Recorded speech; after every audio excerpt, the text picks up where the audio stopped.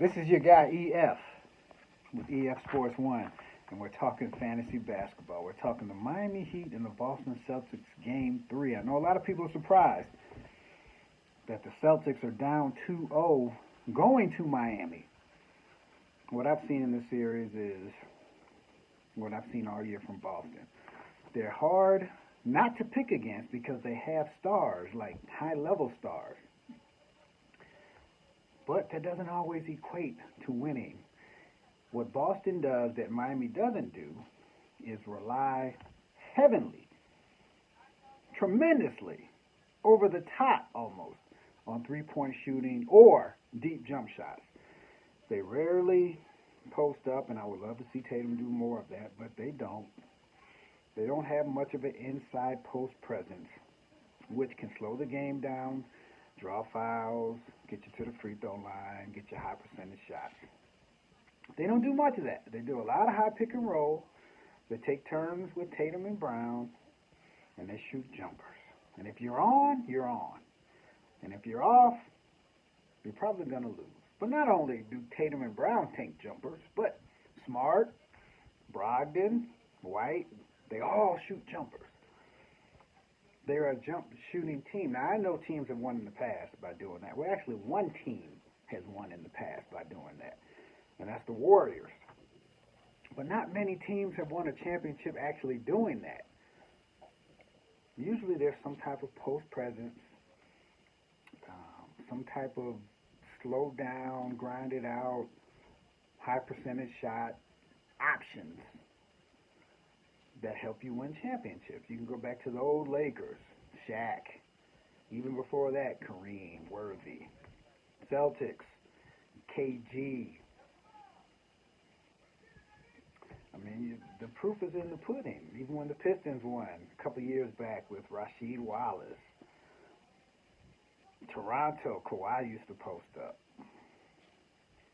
Milwaukee, the Greek Freak, he does everything. Everything's just not about the three. The only team that has really been successful shooting threes were the Warriors. And I guess that may have been the new norm, but not so much, right? Not right now, because when you look at Miami, they didn't have the greatest regular season, but their formula is working for the playoffs.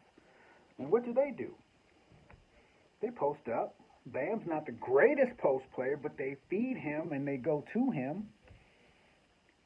Jimmy Butler, good mid-range game. And you have three-point shooters. So they are successful at all levels. They post up,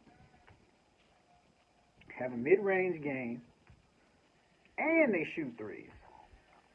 It's a good formula. So if you really look at Boston and Miami, you'll see that, wait a minute, even though Boston has the so-called superstars, and they really are really good players, and Tatum and Brown, it's Miami that actually has the better overall team concept and chemistry-wise.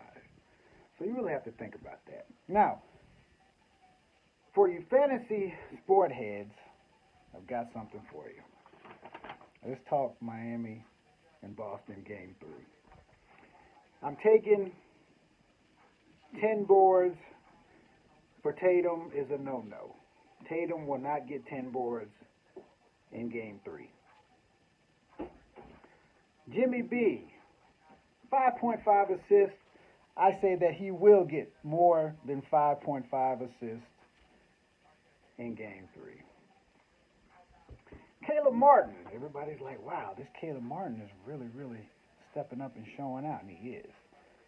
He's darn near almost, I don't want to say it, but they can't really stop him right now. They've got to figure out how to stop him. I think he'll score more than 12 points in Game 3. What else do we have? Kevin Love. I think he'll score 6 or more points in Game 3. And Max Strus, the shooter. Everybody talks about Duncan Robinson, and he can shoot, but Max Strus can shoot too. I think he'll have 12 or more points in this game for all you fantasy basketball heads. So again, I don't think Tatum will have more than, he'll have 9 rebounds or less. I think Butler will have 6 assists or more. Caleb Martin will have 12 points or more.